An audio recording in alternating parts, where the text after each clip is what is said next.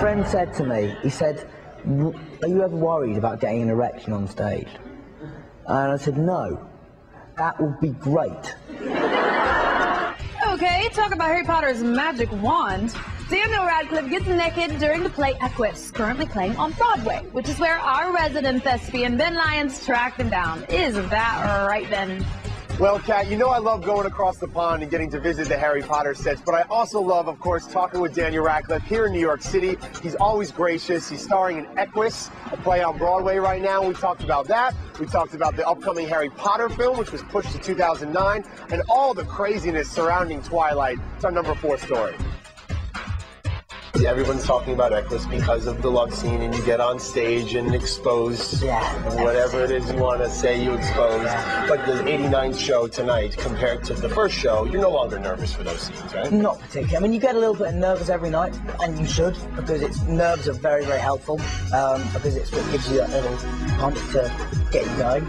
But yeah, it's no longer as terrifying as it once was. What was your dream about last night?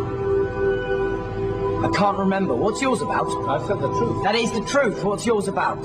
Is it really important, you think, for young actors to try theater at some point? I think if you're really serious about acting, you should do it, because it will teach you disciplines that you can take onto film. You are about to hit the 7th film now for everybody? You're about to take on the 7th film, and you're going to do it in one shoot. I mean, it's going to be a very sad day when I finish those films, because it will have been, you know, about half my life. I'll never be able to watch the films without being reminded in incredible detail of every day of my formative years. When you've been doing something that long, you want to get the ending right. You looked out for your Harry Potter co-star, who's now the star of Twilight, Robert Pattinson. Absolutely. You gave him some advice on sort of dealing with all the hoopla and the fame. What'd you tell him? Well, I don't know if I gave him advice. If people look at me and see a kind of example of how to deal with it, that's amazing. I haven't actually seen Twilight yet, but I've got, like, all my friends who are teenage girls are doing my head in about him at the moment, and it's starting, sorry Rob, but it's really starting to annoy me now.